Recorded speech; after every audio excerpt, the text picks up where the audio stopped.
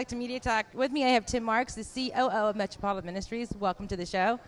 You know what? I'm going to take this out. Much better. How are you doing tonight? Doing great, thank you. Actually, you're not doing very good, because according to this, there are 24,000 families in need. Yeah, at Metropolitan Ministries, we get very focused throughout the year on supporting families, but we raise it up a little bit more over the holidays. And this year, we're expecting a 20% growth in families coming to us. 24,000 families will be coming to us in November and December for assistance. And last year, we served over 30,000 children. We expect to serve about 35,000 children with toys at Christmas time. You know, explain to our viewers who are not local, Metropolitan Ministries, is it a church? Is it somebody who just gives food? Is it toys? Is it the whole shebang? What is exactly is Metropolitan Ministries? Yeah, we are a faith-based, non-denominational nonprofit that's focused on homeless and families that are at the risk of becoming homeless. We have 80 children and 40 adults. They're called Metropolitan Ministries. They're home. They live with us every day, and we support them. And we try to bring them back to self-sufficiency. We have a daycare center for the children. We have an academy on site, a charter school for kindergarten through fifth grade. It's the whole thing. Whatever a family in need needs, holistic. Whatever it is. Absolutely. We invest a lot of time because these families have been in chaos. We want to give them a chance to relax. We're going to feed you. We're going to provide shelter. We're going to keep you safe.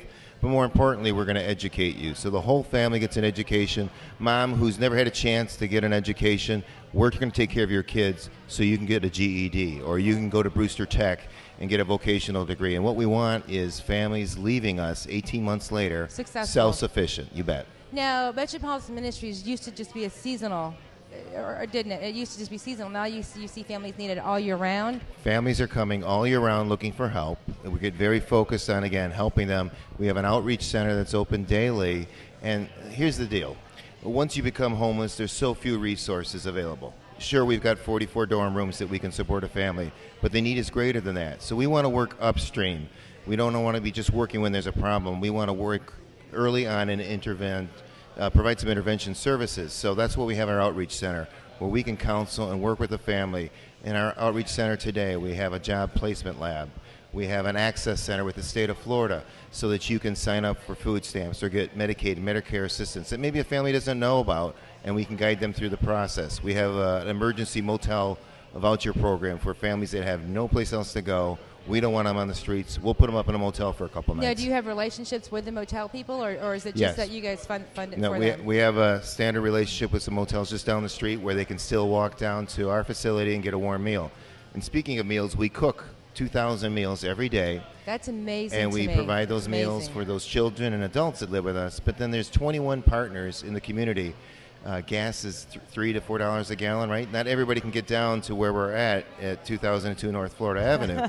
So what we do is we partner, we cook the food. The food goes out to multiple neighborhoods, 21 different neighborhoods that can get that food and provide this. All by volunteers. All by volunteers, yeah. You know, economy stinks right now. People are getting their houses taken away from them. Gas, like you said earlier, $3 to $4. Yeah. How has the economy affected Metropolitan Ministries? Well, it's we get it from both ends, meaning the need is great, and those that have supported us in the past, they're squeezed and they can't do as much as they could do in the past. For example, in the month of September, we spent $200,000 more than we received. And we had to because we weren't going to let people go hungry. That's amazing, $200,000 more. Yeah, it's amazing. And then just as an example of a donor, we have a donor that's living in our shelter right now. They used to have a home on Harbor Island. This is a father of 4, master's degree, highly educated individual, lost his job, lost his house, lived in apartments. The money ran out.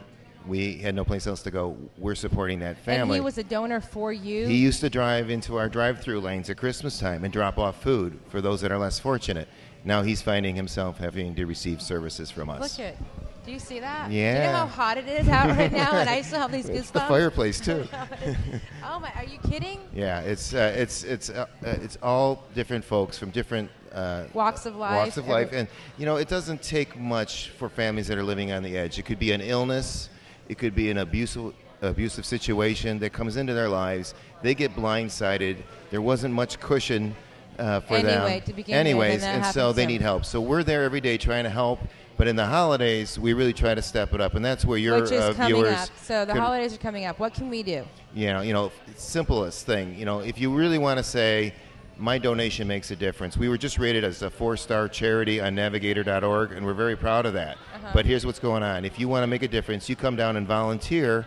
100% of that donation, you'll see the results. If you could do a food drive, we do the basic things that you need for food at a holiday. So we provide a turkey, vegetables, a starch, all those things. If you could just do some of those things, get a lot of people to do that, we'll get the need met. So you're not just asking for money or for canned goods or for toys. You want time. Time costs nothing. Time costs nothing. Give us your time. Do a food drive. You'll see 100% of that go out the door, serving a family, and you can make a difference in somebody's life in a short time. Tim, you were telling me a story earlier about how long people are waiting to get on to your wish list or your food list. Yeah, we just started. These families just started coming October 1st to register.